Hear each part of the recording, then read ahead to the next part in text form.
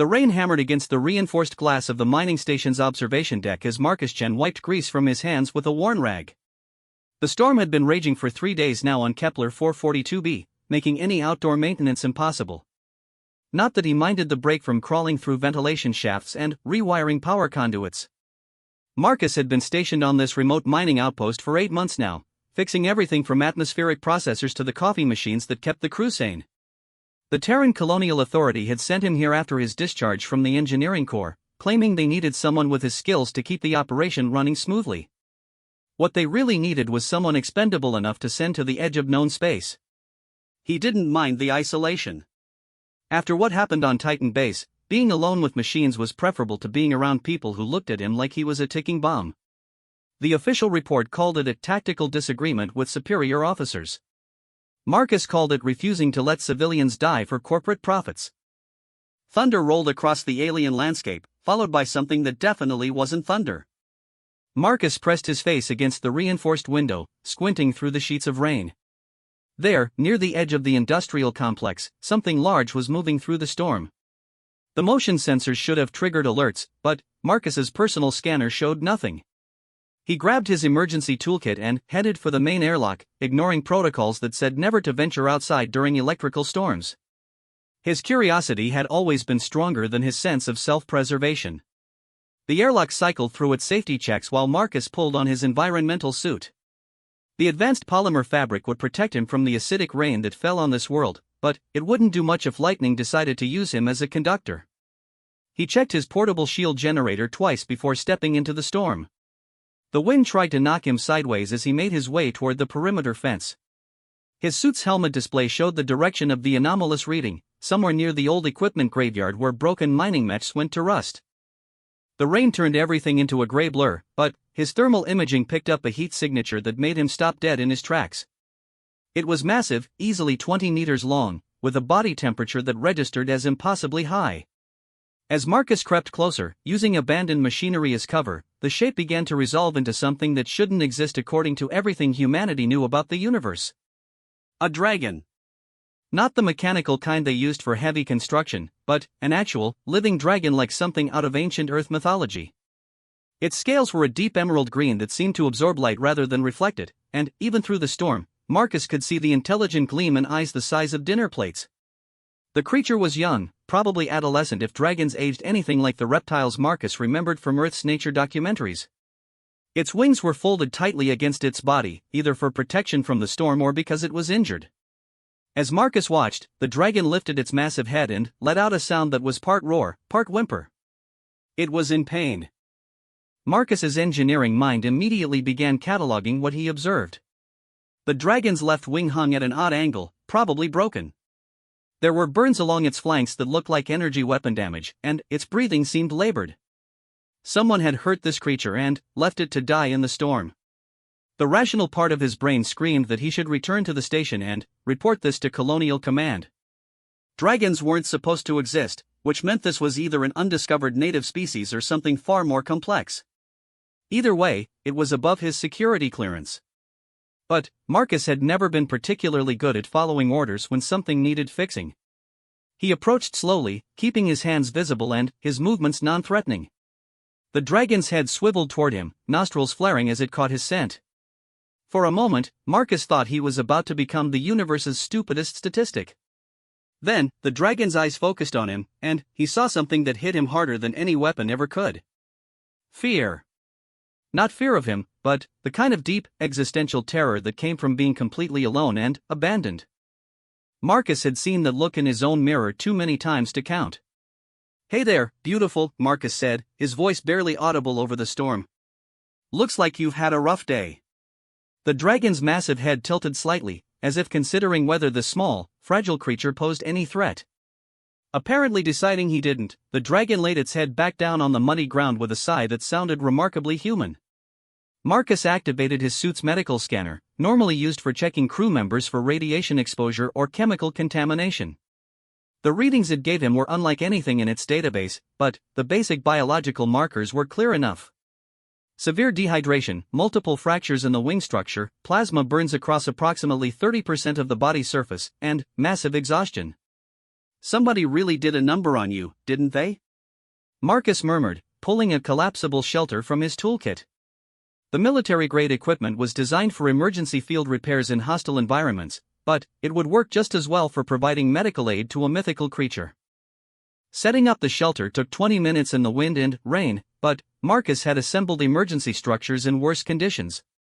The portable fusion cell would provide power and heat, while the atmospheric processor would create a breathable environment inside. It wasn't much, but it would keep them both dry while he figured out what to do next. The dragon watched his preparations with obvious intelligence, occasionally shifting position to give him better access to anchor points or power connections. When Marcus gestured toward the shelter opening, the dragon hesitated for a long moment before carefully crawling inside. The shelter's interior felt impossibly cramped with 20 meters of dragon coiled inside, but the creature managed to arrange itself without damaging any of the equipment. Marcus activated the heating elements and atmospheric controls, then settled down near the dragon's massive head with his emergency medical kit. "I'm going to take a look at those burns, okay?" he said, not sure why he was talking to what might be a non-sentient creature. "My name's Marcus, by the way. Marcus Chen, Terran Engineering Corps." "Well, former Engineering Corps." The dragon's eyes followed his movements as he unpacked medical supplies. When Marcus reached toward one of the plasma burns on its neck, the dragon flinched but didn't pull away. The scales around the wound had been fused by intense heat, creating a painful-looking crater in the otherwise perfect armor.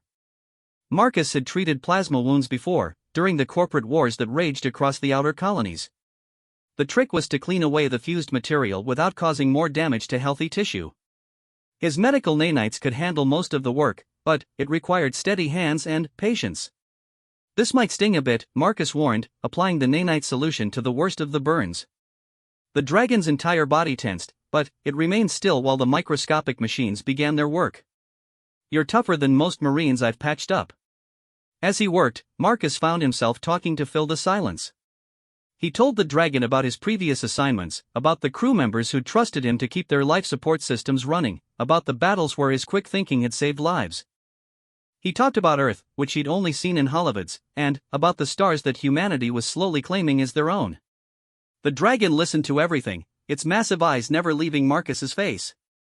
Occasionally it would make soft rumbling sounds that reminded Marcus of a cat's purr, if cats were the size of buildings and covered in armored scales. "The wing's going to be tricky," Marcus said after he'd finished with the burns. "I'm not a xenobiologist, but the bone structure looks similar to Earth birds. Hollow, lightweight, but fragile. Someone really wanted to make sure you couldn't fly away." The dragon's head drooped at his words, and Marcus could have sworn he saw moisture gathering in those massive eyes. "Hey, don't give up on me now," Marcus said firmly. "I've fixed things that were in a lot worse shape than you. Remember the first rule of engineering: if it's broken, you find a way to make it work again." He activated his portable fabricator, a piece of military hardware that could create almost anything given the right raw materials and enough power. The wing would need external support while the bones healed, something like the exoskeletons used for spinal injuries in humans but scaled up dramatically. The fabricator hummed to life, its molecular assemblers working to create a framework of lightweight titanium and biocompatible polymers. Marcus had to take measurements carefully, using his scanner to map the dragon's wing structure through the scales and muscle tissue. "You know, in all the engineering manuals I've read, there was never a chapter on dragon maintenance," Marcus said as he worked. "Guess I'll have to write that one myself." The dragon made another rumbling sound, this one distinctly amused. Marcus looked up from his fabricator to find the creature watching him with what could only be described as fondness. "You understand me, don't you?" Marcus asked. "I mean, really understand, not just recognizing tone of voice." The dragon nodded, a slow, deliberate movement that left no room for misinterpretation. "Well, that changes things," Marcus said, settling back on his heels. "If you're sapient, then someone didn't just attack an animal. They committed assault, maybe attempted murder."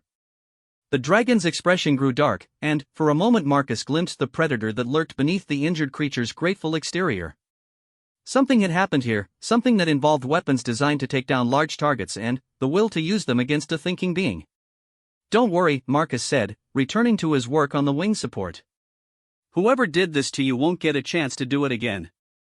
I may be just one human with a toolbox, but I've got a few tricks up my sleeve." The fabricator chimed completion, and Marcus lifted the wing brace from its chamber. The framework was elegant in its simplicity, designed to support the wing structure while allowing for natural movement during healing. Attaching it would require threading connectors through the wing membrane itself, a delicate process that could cause serious damage if done incorrectly. "This is going to hurt," Marcus warned, showing the dragon the attachment points. "But, once it's in place, you should be able to move around without risking further injury." The dragon studied the brace for a long moment, then extended its injured wing as far as the pain would allow. Marcus worked quickly but carefully, using medical adhesive to anchor the support struts and threading neural interface cables through the wing's nerve clusters. The dragon trembled with pain but never pulled away, trusting Marcus completely. When the brace was finally in place, the dragon experimentally flexed its wing. The movement was limited but smooth, and, for the first time since Marcus had found her, the dragon's posture suggested hope rather than despair.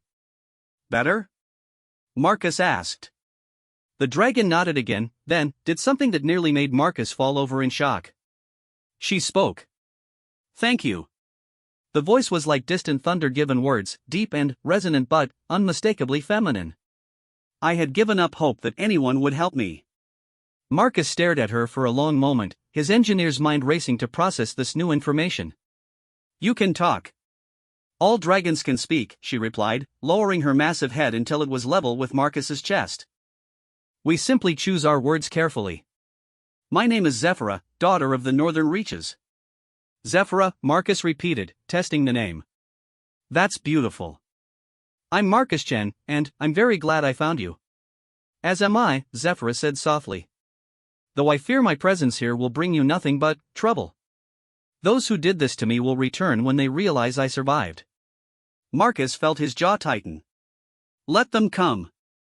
This is a Terran Colonial Authority facility, which means it's under human protection. Anyone who wants to hurt you will have to go through me first." Zephyra's eyes widened. "You would do that? Risk yourself for a creature you just met?" "You're not just a creature," Marcus said firmly. "You're a person who was hurt and needed help. That's all the reason I need." Outside the shelter, the storm was beginning to weaken, but Marcus could already hear the distant hum of approaching aircraft. The mining station's automated systems had probably detected the unusual energy signatures from his medical equipment and sent an alert to Colonial Command. "Looks like we're about to have company," Marcus said, checking his weapons charge level. "Stay behind me, and don't make any sudden movements. Humans can be jumpy around things they don't understand." Zephyra nodded, though her expression suggested she understood human nature better than Marcus might have expected. As the first dropship touched down outside their shelter, Marcus Chen made a decision that would change everything. Whatever came next, he would stand between this injured dragon and anyone who meant her harm. After all, he'd always been better at fixing broken things than following orders. Commander Sarah Voss stepped out of the dropship with the crisp efficiency that had made her one of the youngest officers in the Colonial Authority's Rapid Response Division. Behind her, a full squad of Marines deployed in textbook formation, their pulse rifles charged and ready. The storm had mostly passed, leaving the mining station's perimeter shrouded in an eerie calm that set everyone on edge. "Shun!" Voss called out, her amplified voice cutting through the humid air. "Stand down and exit the structure immediately." Inside the emergency shelter, Marcus felt his stomach drop.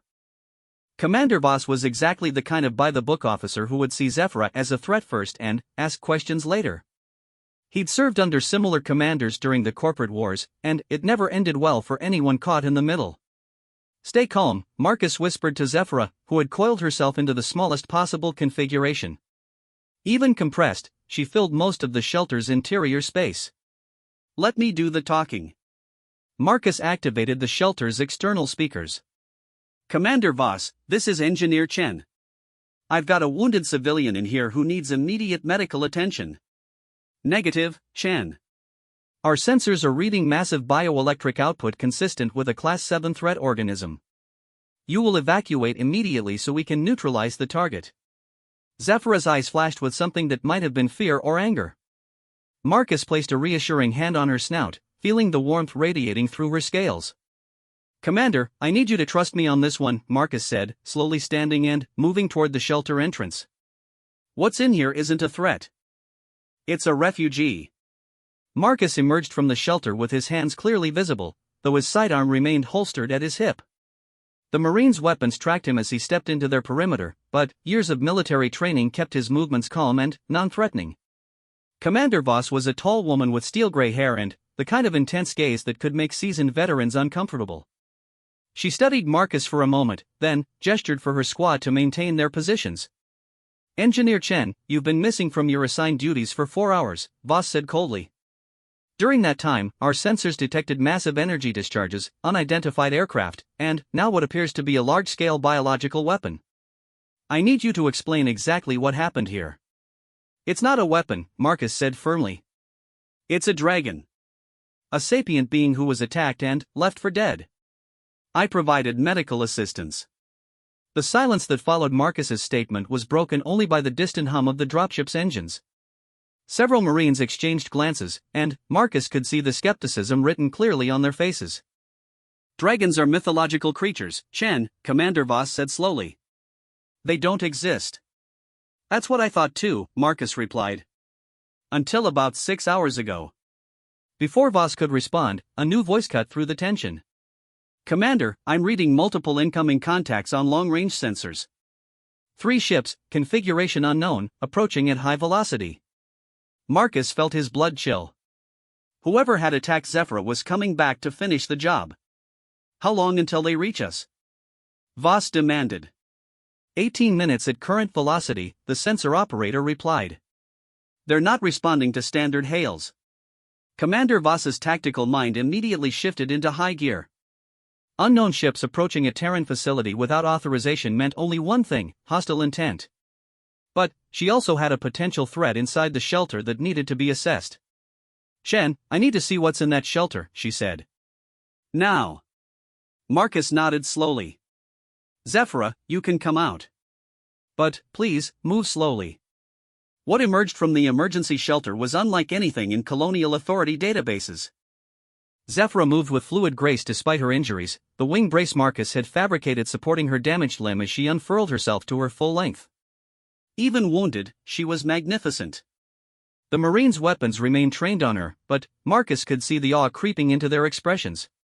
Dragons might be mythological on Earth, but faced with 20 meters of living, breathing reality, skepticism gave way to wonder. Commander Voss, to her credit, never wavered. She studied Zephyra with the same analytical intensity she would apply to any tactical situation. "Greetings, Commander," Zephyra said, her deep voice carrying easily across the compound. "I am Zephyra of the Northern Reaches. I thank you for allowing your engineer to provide aid." The effect of Zephyra's words on the assembled humans was immediate. Several Marines lowered their weapons involuntarily, and even Commander Voss took a step back. Hearing an obviously intelligent voice emerge from what looked like a creature of legend was profoundly unsettling. "You can speak," Voss said, her tactical training warring with simple amazement. "All of my kind can speak," Zephyra replied. "Though we rarely have cause to do so with humans. Your species is not known for peaceful first contact." Before Voss could respond to that pointed comment, her communications officer spoke up again.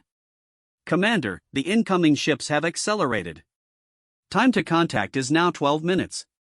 Marcus stepped forward. "Commander, those ships are probably the ones who attacked Zephyra. If they're willing to assault a sapient being, they won't hesitate to attack a human facility." "What exactly happened to you?" Voss asked Zephyra directly. Zephyra's massive head turned skyward, as if she could already see the approaching ships. "Pirates," she said simply. "They attacked our trading convoy 3 days ago. My family, they did not survive." The pain in Zephyra's voice was unmistakable, and Marcus felt his jaw clench with anger. Pirates were the scum of the galaxy, preying on anyone they perceived as weak or valuable.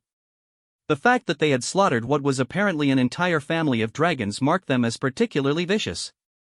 "They took our cargo and left me for dead," Zephyra continued. "I managed to reach this planet before my strength gave out. I had hoped to find shelter until my wounds healed." Commander Voss's expression hardened. Pirates operating in Terran space was an act of war, regardless of their target. The fact that they were now approaching a Colonial Authority facility meant they were either incredibly bold or incredibly stupid. "Chen, how combat capable is she?" Voss asked, nodding toward Zephyra. Marcus looked at the dragon, noting the way she held herself despite the injuries. With that wing brace, she's got limited mobility. But dragons aren't exactly defenseless creatures, even wounded ones. Zephyr's eyes glinted with something that might have been anticipation. Commander, if these pirates are the same ones who murdered my family, I would consider it an honor to assist in their capture. This isn't about revenge, Voss said firmly. This is about protecting human personnel and assets. If you can help with that, I'll consider offering you sanctuary until your wounds heal. 8 minutes to contact, the sensor operator called out. I'm reading weapon signatures consistent with modified assault corvettes. Marcus's mind raced through the tactical situation. A single squad of Marines against 3 armed ships was not favorable odds, even with the mining station's defensive systems. But they weren't really alone, were they? Commander, what if we had air support? Marcus asked. Voss frowned. Our nearest backup is 6 hours away, and these pirates will be here in less than 10 minutes. Not human air support, Marcus clarified, looking at Zephyra. How's that wing feeling? Zephyra experimentally flexed the wing Marcus had braced, testing its range of motion. Limited, but functional. I cannot achieve sustained flight, but short bursts might be possible. Marcus pulled out his portable fabricator again, his mind already working through the necessary modifications. Commander, I need 5 minutes and access to the station's weapons locker. Chen, what are you thinking? I'm thinking that pirates don't expect to face a dragon with military-grade weapons systems, Marcus replied, setting up the fabricator and feeding it raw materials from his emergency kit. Give me a plasma cannon and some targeting gear, and I can rig up something that'll make them think twice. Commander Voss stared at him for a moment, then barked orders to her squad. Rodriguez, Patel, get down to the weapons locker and bring me everything we've got. Kim, start powering up the station's defense grid. Wong, I want a detailed scan of those incoming ships. As the Marines scattered to their tasks, Marcus worked frantically with the fabricator. The device hummed as it assembled a mounting harness designed to fit around Zephyr's neck and shoulders, with hardpoints for standard Colonial Authority weapons systems. This is insane, Voss muttered, watching Marcus work. Sometimes insane is all you've got, Marcus replied, checking the harness's structural integrity. Besides, when was the last time pirates faced coordinated fire from ground and air simultaneously? Zephra lowered her head so Marcus could fit the harness around her massive neck. The straps were reinforced polymer, designed to distribute weapon weight across her shoulders without interfering with her wing movement. 5 minutes to contact, came the call from the sensor operator. Rodriguez and Patel returned with an impressive array of firepower, plasma cannons, missile launchers, and enough ammunition to level a city block. Marcus selected 2 of the lighter plasma cannons and began mounting them to Zephyr's harness. These have smart targeting systems, Marcus explained as he worked. They'll lock onto whatever you're looking at and compensate for movement. Just don't look at anything friendly. Understood, Zephyr said, testing the weight of the weapons. These pirates will regret their choices today. Commander Voss activated the station's defense systems, bringing online particle beam turrets and missile batteries that had been dormant since the facility's construction. The mining station might not be a military base, but it was built to survive in hostile territory. 3 minutes to contact. Ships are assuming attack formation. Marcus made final adjustments to Zephyr's weapon systems, then stepped back. How does that feel? Zephyr spread her wings experimentally, the damaged one moving smoothly within the limits of Marcus's brace. Like justice, she said grimly. The first pirate ship came in low, probably expecting to catch the facility's defenders off guard. Instead, it flew directly into a crossfire between the station's automated turrets and 20 meters of vengeful dragon armed with military-grade plasma cannons. Zephyr launched herself into the air with a powerful beat of her wings, the brace holding perfectly as she gained altitude. Her first shots took the lead ship completely by surprise, plasma bolts tearing through its hull armor and sending it spiraling toward the ground in a ball of flame. Target down, someone shouted, but there was no time to celebrate. The other 2 ships had broken formation and were coming at the station from opposite directions. Marcus grabbed a rocket launcher and took position on the observation deck where he'd first spotted Zephyra. Through the reinforced windows, he could see the dragon engaging the second ship in a deadly aerial dance, her natural agility combined with the weapons he'd provided making her a formidable opponent. The third ship tried to strafe the main facility, but Commander Voss's defensive grid lit it up with coordinated fire. Particle beams and missiles converged on the pirate vessel, overwhelming its shields and reducing it to scrap metal in seconds. Zephyra finished off the second ship with a point-blank plasma barrage, then landed heavily near the station's main entrance. She was breathing hard, and Marcus could see that the combat had stressed her injured wing, but she was alive and victorious. All targets neutralized, Commander Voss reported, though her voice carried a note of disbelief. I need damage reports from all stations. As the Marines spread out to secure the area and check for survivors among the pirate ships, Marcus hurried down to check on Zephyra. She had settled onto the ground near the landing pad, the weapon harness smoking from repeated firing. You okay? Marcus asked, running his hands over the wing brace to check for damage. I am well, Zephyra replied, though her voice carried a note of satisfaction. They paid for what they did to my family. Commander Voss approached, her expression thoughtful. That was some of the most effective air support I've ever seen, she said to Zephyra. Colonial Command is going to want a full report on this engagement. What happens now? Marcus asked. Voss looked between the human engineer and the dragon he'd rescued, her tactical mind already working through the implications. A sapient dragon species existing in human space changed everything from diplomatic protocols to military strategy. Now, Voss said slowly, we call in the xenobiology teams and the diplomatic corps. And we figure out what it means when humans and dragons fight side by side. Zephyra turned her great head toward Marcus, and, for the first time since he found her, she smiled. It was a terrifying expression on a creature with teeth the size of daggers, but Marcus found it oddly comforting. It means, Zephyra said quietly, that perhaps I have found a new home after all. 3 weeks after the pirate attack, the mining station had been transformed into something resembling a diplomatic outpost. Ships arrived daily carrying xenobiologists, cultural attaches, military advisors, and politicians from across the Terran colonial authority. The quiet isolation that Marcus had grown accustomed to was replaced by a constant buzz of activity. Zephyra had adapted to her new circumstances with remarkable grace. The dragon had claimed an unused storage hangar as her temporary quarters, which Marcus had helped modify with heating elements, communications equipment, and a fabrication unit for creating specialized furniture.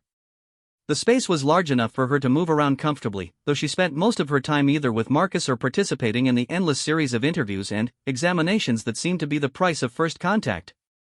Marcus found her there on a rainy Thursday morning, surrounded by data tablets and looking thoroughly exasperated. Dr. Elena Vasquez, the lead xenobiologist, was explaining something about metabolic analysis while a cultural anthropologist named Dr. Park took notes in the background. The calcium carbonate structure of your scales suggests a dietary requirement that. Dr. Vasquez was saying when Marcus cleared his throat. Sorry to interrupt, but Zephyra's got that look she gets when she's about to start breathing fire, Marcus said diplomatically. Both scientists turned to see Zephyra's eyes glowing with barely controlled irritation. The dragon had been remarkably patient with the constant testing and questioning, but everyone had their limits. Perhaps we could continue this later, Dr. Vasquez said quickly, gathering her equipment. I think we have enough tissue samples for today.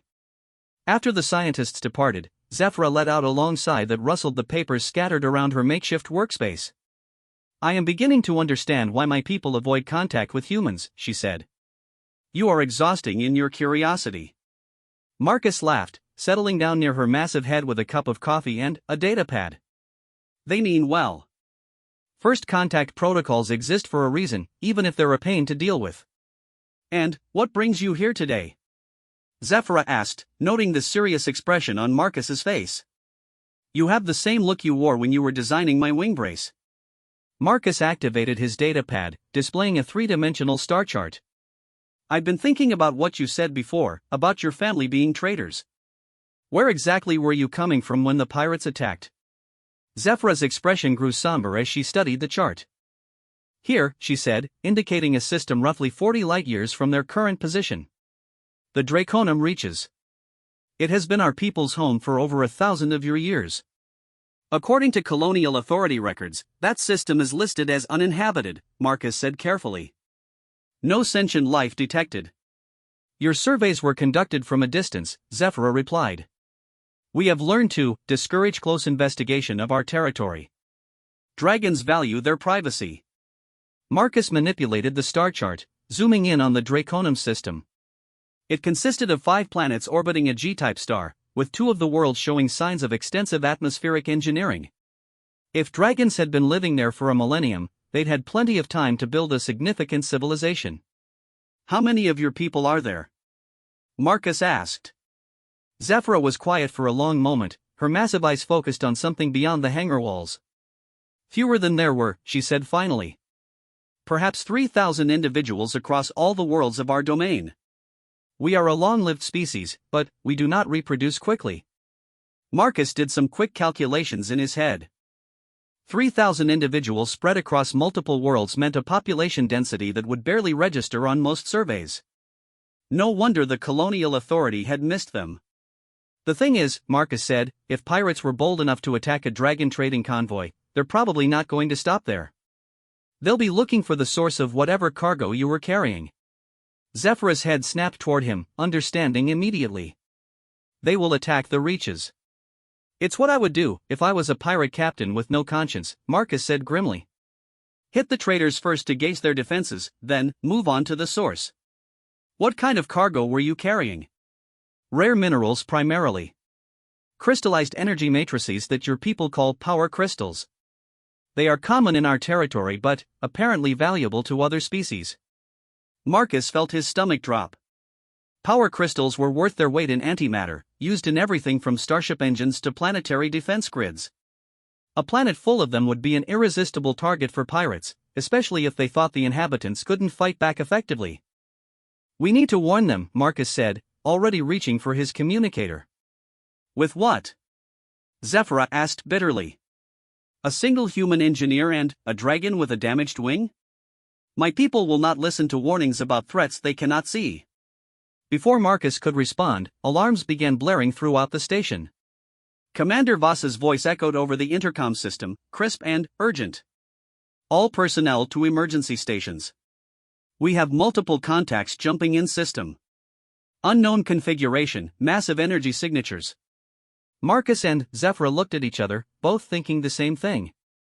The pirates hadn't given up after losing 3 ships, they'd called for reinforcements. They made their way quickly to the station's command center, where Commander Voss was coordinating the response. The main display showed sensor readings that made Marcus's blood run cold. 12 ships had emerged from hyperspace at the edge of the system, all of them significantly larger than the corvettes they'd faced before. "Frigate-class vessels," reported the sensor operator. "Armed with military-grade weapons and shielding. They're not responding to hails." "Time to reach us?" Voss asked. "At current velocity, 6 hours. But, Commander, there's something else. Long-range sensors are detecting additional ships moving toward the Draconum system. Looks like a full-scale pirate fleet." Zephyra let out a roar of rage that shook the command center's walls. "They mean to attack both locations simultaneously," she said. "Divide any potential rescue force." Commander Voss studied the tactical display with the intensity of a career military officer. "Chen, what's the defensive capability at Draconum?" "Unknown," Marcus replied. "Zephyra, how do your people typically defend themselves?" "We are dragons," Zephyra said, as if that explained everything. "We have natural weapons, some technology, but we have never faced coordinated assault by multiple starships." Marcus could see the tactical picture forming in Commander Voss's mind. A mining station with minimal defenses facing 12 pirate ships, while an entire civilization of dragons came under attack 40 light-years away. There was no way to defend both locations with the resources available. "I'm calling for backup," Voss announced. "Full battle group, emergency deployment." "Which will arrive in 18 hours if we're lucky," Marcus pointed out. "Those ships will be here in 6. The command center fell silent except for the hum of electronic equipment. Everyone present understood the mathematics of the situation. They were outnumbered, outgunned, and too far from help to make a difference. "There might be another option," Marcus said slowly, an idea beginning to form. "Zephyra, what's the maximum range on Dragon flight capabilities?" "In atmosphere, unlimited with proper rest stops," Zephyra replied. "In space?" She paused, thinking. "Dragons can survive in vacuum for short periods, but we have no means of faster-than-light travel." Marcus was already pulling up technical specifications on his datapad. But what if you did? Commander Voss caught on immediately. You're talking about mounting FTL drives on a biological organism. That's never been attempted. First time for everything, Marcus said, his mind racing through the engineering challenges. The station has 2 emergency evacuation pods equipped with short-range hyperdrives. If I could modify the systems, it would be incredibly dangerous, Dr. Vasquez interjected. She had entered the command center during the discussion and overheard the proposal. Dragons may be resilient, but exposure to hyperspace without proper shielding could cause severe biological damage. Zephyr's eyes blazed with determination. Doctor, my people are about to be slaughtered by pirates. I will risk any danger to prevent that. Marcus was already sketching modifications on his tablet. I can build a minimal life support shell around the hyperdriver. It won't be comfortable, but it should provide enough protection for a short jump. How short? Commander Voss asked. 40 light-years in about 3 hours, Marcus calculated. But that's assuming everything works perfectly. And if it doesn't work perfectly? Marcus met her gaze steadily. Then, Zephyra gets scattered across several star systems in very small pieces. The command center fell silent again as everyone contemplated the risks. It was Zephyra who broke the silence. Commander Voss, what are your orders for defending this station against 12 pirate vessels? Voss's expression was grim. Hold as long as possible, evacuate non-essential personnel, and hope the cavalry arrives before we're overwhelmed. Then, my choice is clear, Zephyra said. I can die here fighting a defensive battle that cannot be won, or I can risk death trying to save my people. There is no choice at all. Marcus was already moving toward the door. I'll need 4 hours to fabricate the necessary equipment. Commander, can you give me that much time? I can give you exactly that much time, Voss replied. After that, those ships will be in weapons range. Marcus paused at the doorway. Zephyra, I have to ask. Are you sure about this? The odds of survival are better than doing nothing, Zephyra finished firmly. Besides, I trust your engineering skills more than I fear hyperspace. 3 hours later, Marcus stood back to admire his work. The device strapped to Zephyra's back looked like something from a mad scientist's laboratory, a fusion reactor connected to a hyperspace generator, all enclosed in a life support shell that resembled a mechanical turtle shell. It's not pretty, Marcus admitted, but it should work. The hyperdrive will engage automatically once you're clear of the planet's gravity well. Navigation is pre-programmed for the Draconum system. Zephyra tested the weight of the device, flexing her wings carefully. The additional mass would limit her maneuverability, but the wing brace Marcus had built weeks earlier was holding up perfectly. How do I communicate with my people once I arrive? Zephyra asked. Marcus handed her a military-grade communicator modified for Dragon use. This has enough range to contact any ship in the system. It's also loaded with tactical analysis software and detailed information about pirate capabilities. Commander Voss approached with a squad of Marines carrying additional equipment. Thought you might want some backup firepower, she said, indicating several cases of advanced weaponry. Marcus and the Marines worked quickly to mount plasma cannons and missile launchers to Zephyra's harness system.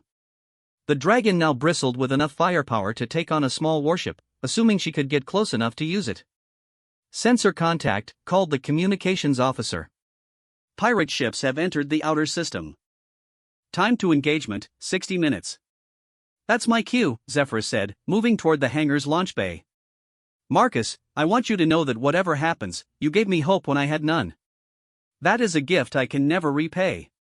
Marcus felt an unexpected tightness in his chest. Over the past 3 weeks, he'd grown attached to the Dragon in ways he hadn't expected. She was brilliant, brave, and possessed of a dry sense of humor that reminded him of his best friends from the engineering corps. Just come back alive, Marcus said. I've got some ideas for improving that wing brace, but I need you here to test them. Zephyra's massive head moved down to gently touch Marcus's shoulder. I will return, she promised. This is my home now as much as the Reaches. The hangar bay doors opened to reveal the alien sky of Kepler 442b. Zephyra moved to the launch position, her wing beats generating hurricane force winds as she prepared for takeoff. Zephyra, Commander Voss called out. Give them hell. The dragon launched herself skyward with a roar that could be heard across the entire mining complex. Marcus watched through the bay doors as she climbed steadily, the hyperdrive on her back beginning to glow as it built up energy. At 10,000 meters altitude, the device activated. There was a brief flash of light, and then Zephyra was gone, racing across 40 light-years of space to warn her people of the approaching threat. "Now what?" asked Dr. Vasquez. Commander Voss checked her chronometer. "Now we hold this station for the next hour and hope the dragon is as tough as she thinks she is." Marcus moved to the weapons control station, bringing online every defensive system the facility possessed. Through the command center's windows, he could see the distant glints of light that marked the approaching pirate fleet. "Contact in 30 minutes, reported the sensor operator. Marcus thought about Zephyra racing through hyperspace in a device he'd built from spare parts and desperate hope. Either his engineering would save 2 civilizations, or it would kill the bravest being he'd ever met. "Come on, beautiful," he whispered to the empty sky. "Show them what dragons can really do." The first pirate ship appeared on the horizon, and the battle for humanity's newest ally was about to begin. Deep in hyperspace, wrapped in a cocoon of human technology and dragon determination, Zephyra raced toward a confrontation that would determine the fate of 2 species. The modified hyperdrive held together through sheer engineering excellence and desperate need, carrying its passenger toward a destiny neither human nor dragon could have imagined just a month before. In her clawed hands, she clutched the communicator Marcus had given her, already composing the message that would rally her people to fight alongside their newfound human allies. Pirates had made the mistake of attacking not just dragons, but dragons with human friends. That, as they were about to discover, was a very different kind of threat entirely. Zephyra emerged from hyperspace with a sensation like being turned inside out while struck by lightning. The life support shell Marcus had built around the hyperdrive had held together perfectly, but the transition back to normal space left her disoriented and nauseous. She had approximately 30 seconds to get her bearings before the device's power core would overheat and potentially explode. With practiced efficiency, she triggered the emergency release mechanism Marcus had installed. The entire hyperspace assembly detached from her harness and tumbled away into the void, its fusion reactor safely contained and beginning its automatic shutdown sequence. Zephyra was now alone in the vacuum of space above her homeworld, armed with human weapons and carrying dire warnings. Below her stretched Draconum Prime, the largest of her people's worlds. From orbit, she could see the great crystal formations that marked dragon cities, their faceted surfaces catching and refracting the light of their sun into brilliant rainbows. It was beautiful, peaceful, and completely unaware of the danger racing toward it. Zephyra activated the communicator Marcus had given her, tuning it to the emergency frequency used by the Dragon Council. The response was immediate and irritated. "Unidentified transmitter, you are broadcasting on a restricted channel. Identify yourself immediately. This is Zephyra, daughter of Orion the Goldscaled, speaking from high orbit above Draconum Prime. I bring warnings of immediate danger to all our people."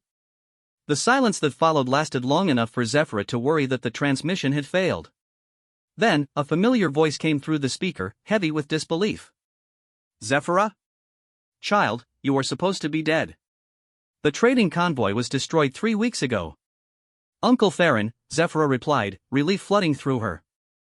"I survived the pirate attack, but barely. The humans of the Terran Colonial Authority provided aid and sanctuary." "Humans?"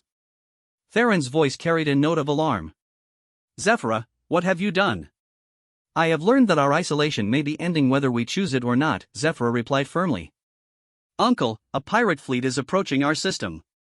They seek the crystal mines and care nothing for the lives they must take to reach them." "Impossible. Our defensive sensors show no approaching threats." Zephyra checked the readings on her portable scanner, one of several pieces of human technology Marcus had provided. "Check your long-range arrays at bearing 27 Mark IV. The pirates are using stealth technology, but human sensors can detect them." A pause, then muffled conversation in the background. When Theron's voice returned, it carried a gravity that made Zephyra's scales prickle with alarm. "Confirmed. We show 15 ships on approach, estimated arrival in 4 hours. "Zephyra, how did you know of this?" "Because the same fleet attacked a human mining station after learning of our existence from the pirates who killed my family," Zephyra explained. "Uncle, we cannot face this threat alone. Our people are mighty, but we have never fought coordinated space warfare. And you propose we ally ourselves with humans? Zephyra thought of Marcus, working desperately to save someone he'd known for less than a day. She thought of Commander Voss, willing to risk everything to protect a dragon she'd barely understood. She thought of the Marines who had called her ma'am and treated her with the same respect they showed their own officers. I propose we ally ourselves with people who chose to help rather than exploit, Zephyra said. The humans I have met value honor and courage above profit. They are warriors worthy of fighting beside dragons. Even if that were true, Theron replied, they are 40 light-years away. How can they possibly assist us? Zephyra smiled, an expression that would have terrified the pirates if they could have seen it. Uncle, you underestimate human ingenuity. And you underestimate what dragons can accomplish when we have human weapons. She transmitted the tactical data Marcus had loaded into her communicator, showing detailed analyses of pirate ship capabilities, weapon systems, and strategic weaknesses. The information was far more comprehensive than anything dragon sensors could have provided. Remarkable, Theron murmured. Their sensor technology is decades ahead of ours. As are their weapons, Zephyra added. Uncle, I need you to call an emergency council. Every dragon capable of combat must be prepared to defend our worlds. But, more importantly, we must coordinate with human forces. What human forces?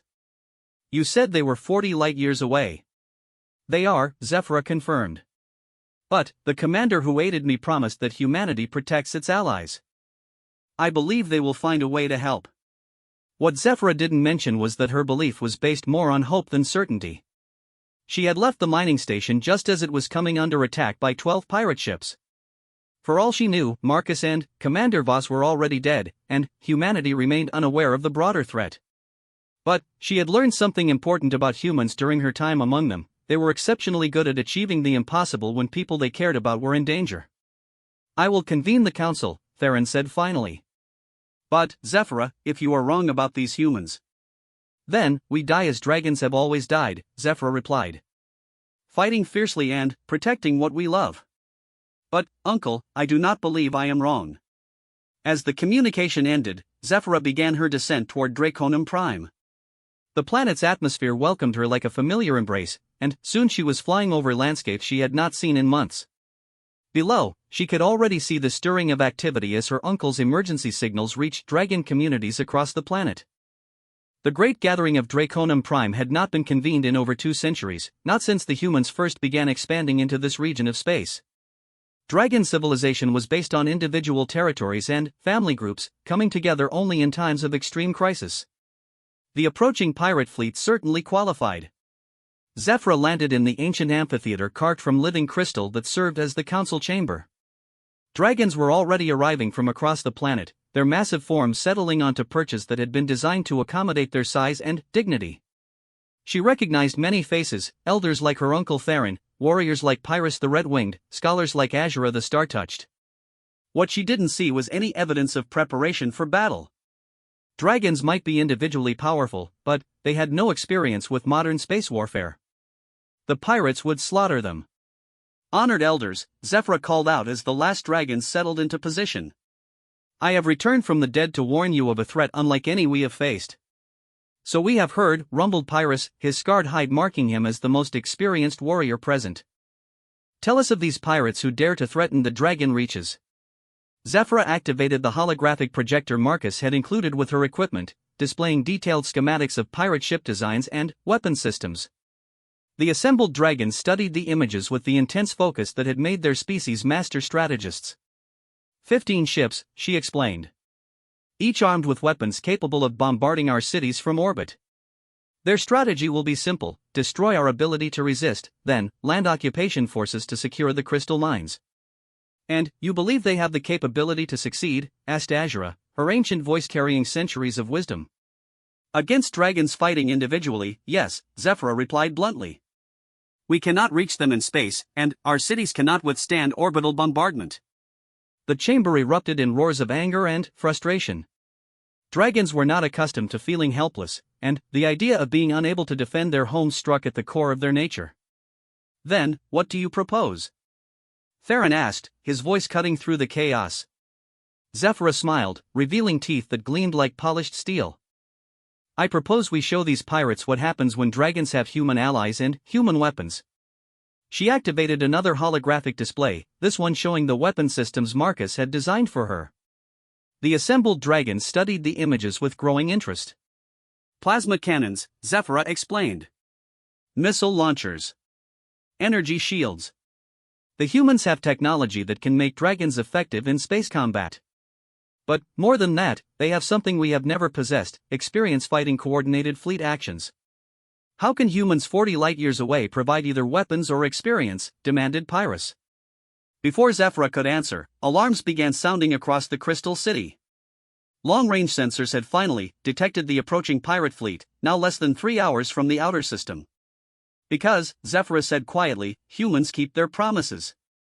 High above Draconum Prime, space began to ripple with hyperspace distortions. One by one, ships emerged from faster-than-light travel, sleek human destroyers, massive cruisers, and, at their center, a battleship that dwarfed everything around it. The Terran Colonial Authority battle group had arrived, commanded by Admiral Chen Weilin and carrying enough firepower to level continents. But, more importantly for Zephyra, she could see smaller ships in the formation, transport vessels loaded with weapons, equipment, and the technical expertise needed to turn dragons into space-capable fighters. Zephyra's communicator crackled to life with a familiar voice. Zephyra, this is Commander Voss aboard the TCA Yorktown. Sorry we're a little late, but Admiral Chen wanted to bring proper backup this time. Commander. Zephyra replied, her relief obvious. How did you survive the pirate attack on the mining station? Turns out that 12 pirate ships aren't much of a threat when they're facing human marines, a very angry dragon, and about 50 mining robots reprogrammed for combat, Voss replied cheerfully. Marcus sends his regards, by the way. He's aboard one of our transports with a whole team of engineers who are very excited about the prospect of weaponizing dragons. Around the council chamber, the assembled dragons listened to this exchange with growing amazement. Humans had not only survived a pirate attack but had mounted a rescue mission across 40 light-years of space in less than 4 hours. Admiral Chen would like to speak with your leadership about coordinating our defense, Voss continued. We've got about 2 hours before those pirates arrive, which should be just enough time to turn this into a very unpleasant surprise for them. Theron stepped forward, his massive form towering over the communication equipment. I am Theron the Wise, speaking for the Dragon Council. Admiral, we accept your alliance and place ourselves at your disposal. Outstanding, came a new voice, crisp with military authority. This is Admiral Chen. With your permission, we'd like to begin immediate deployment of combat enhancement systems for your warriors. My engineering teams tell me they can have the first squadrons equipped and briefed within 90 minutes. Zephyra looked around the council chamber at her people's faces. Where there had been fear and uncertainty, she now saw determination and anticipation. Dragons were born warriors, and the prospect of fighting alongside worthy allies had awakened something that had been dormant for too long. Admiral, she said, dragons are ready to learn from human expertise. But, I should warn you, we are very quick learners, and we do not fight gently. Admiral Chen's laughter echoed through the chamber. Ms. Zephyra, after what I've heard about your performance at the mining station, I wouldn't have it any other way. As transport ships began landing around the Crystal City and human engineering teams started unloading equipment that would revolutionize dragon warfare, Zephyra felt a deep satisfaction. She had kept her promise to return home, and, in doing so, had forged an alliance that would change both civilizations forever. The pirates approaching the Draconum system thought they were attacking a peaceful, defenseless species with valuable resources. They were about to discover the difference between dragons fighting alone and dragons fighting alongside humans who had given them the tools of modern warfare. It was going to be a very educational experience for everyone involved. The final battle for the Draconum system began exactly 2 hours and 17 minutes after the human fleet arrived.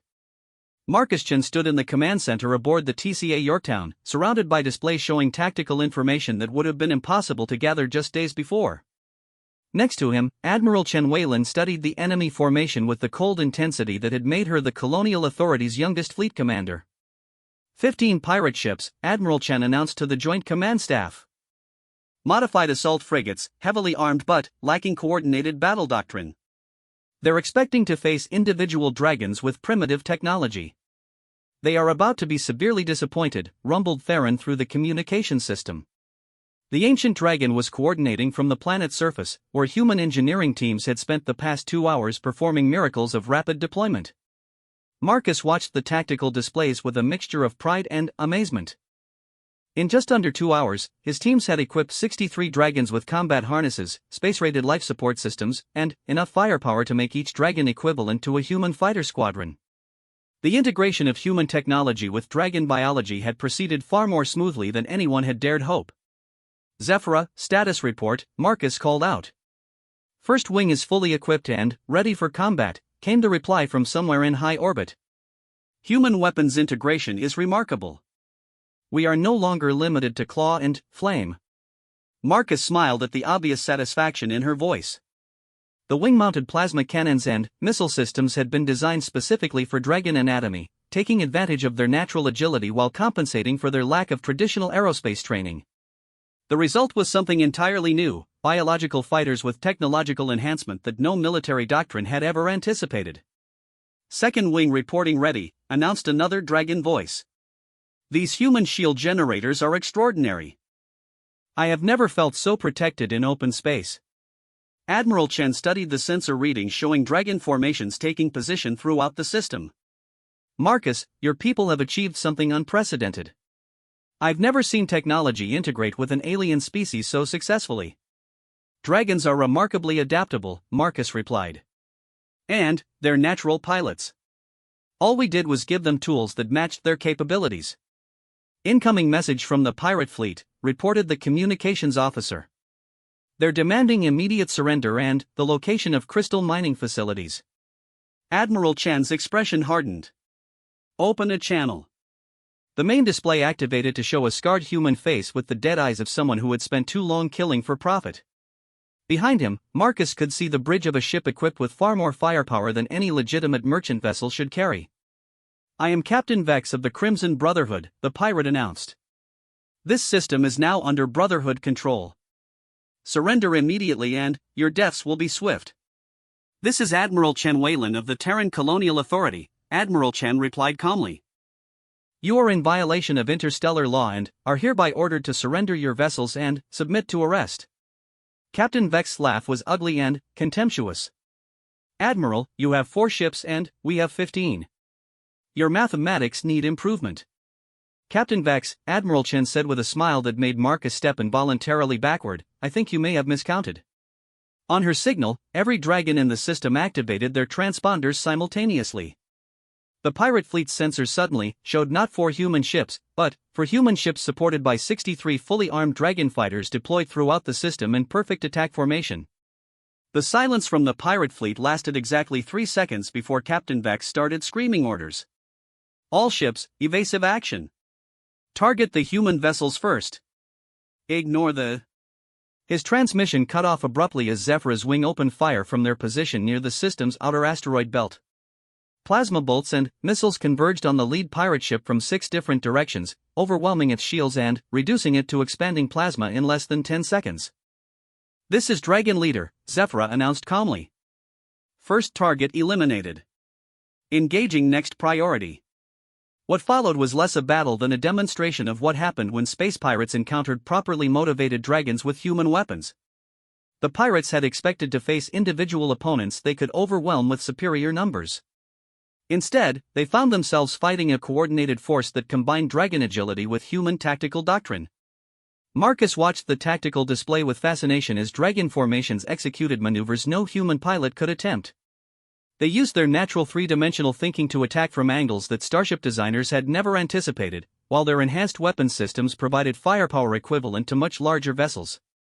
"Second target down," reported another dragon. "These pirates fight poorly when surprised." "Third and fourth targets engaged," called out Pyrrhus the Red-Winged. "Human targeting systems make combat remarkably efficient." Captain Vex's voice crackled over the communications channel, no longer confident. "All ships, fall back to rally point 7. Regroup and..." His orders were interrupted by Theron's ancient voice, speaking with the authority of centuries.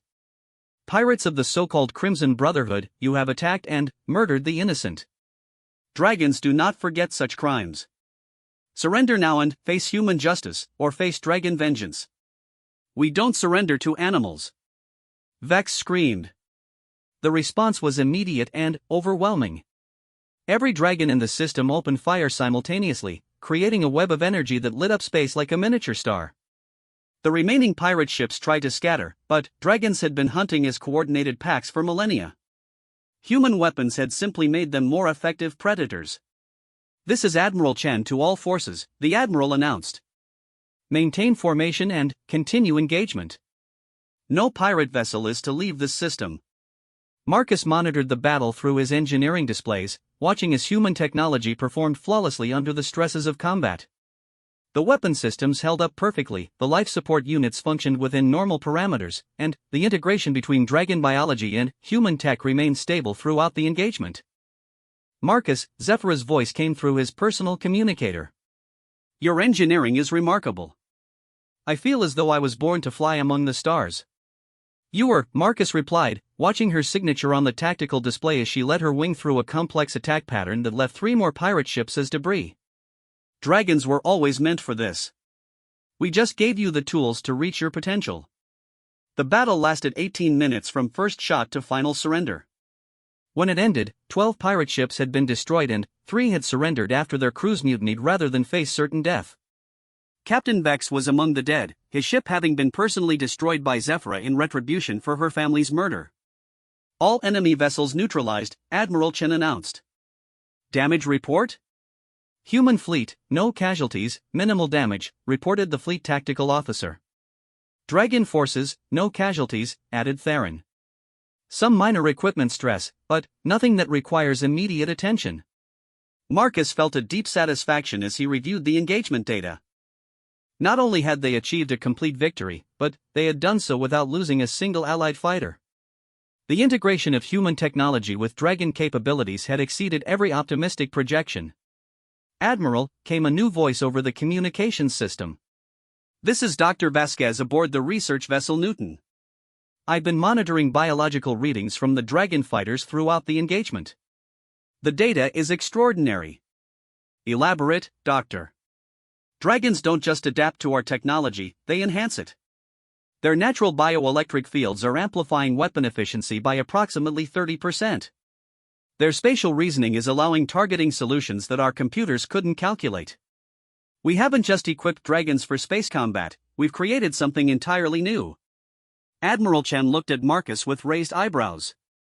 "Your thoughts, engineer?"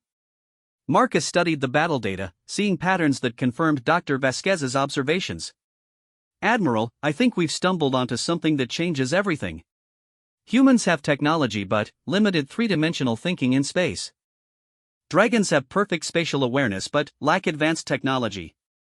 Together we're more effective than either species alone," Admiral Chen finished. "Interesting implications for the future." "Admiral," Zephyr's voice interrupted their conversation. "Request permission to land on the Yorktown. I have a proposal that may interest both our peoples." 20 minutes later, Marcus found himself in the Admiral's ready room with Zephyr coiled gracefully in a space designed for much smaller beings. The dragon had removed her combat harness but still radiated the satisfaction of a successful hunt. "Admiral," Zephyr began, "today's battle has shown that humans and dragons fight well together. But I believe we could achieve much more than simple military cooperation." "Go on," Admiral Chen prompted. "Humans are explorers and builders," Zephyr said. "You seek new worlds and new opportunities. Dragons are guardians and protectors. We value stability and security. These qualities complement each other perfectly." Marcus could see where she was leading. "You're talking about a formal alliance." "I am talking about partnership," Zephyr corrected. "Humans could provide technology and exploratory expertise. Dragons could provide protection and local knowledge. Together, we could secure and develop regions of space that neither species could handle alone." Admiral Chen leaned back in her chair, considering the implications. The colonial authority would need to approve any formal treaty arrangements. "But, you could recommend such negotiations?" Zephyr asked. "After today's performance, I could recommend almost anything," Admiral Chen replied with a smile. The integration of our technologies and capabilities was nothing short of remarkable. Marcus felt a warmth in his chest as he watched the conversation. 3 weeks ago, he had been a lonely engineer fixing machines on a remote mining station. Now he was witnessing the birth of an alliance that could reshape how humanity expanded into the galaxy. "There is one more thing," Zephyra said, turning her massive head toward Marcus. "I have a personal request." "Name it," Marcus replied. "I would like to remain with human forces as a liaison and technical specialist.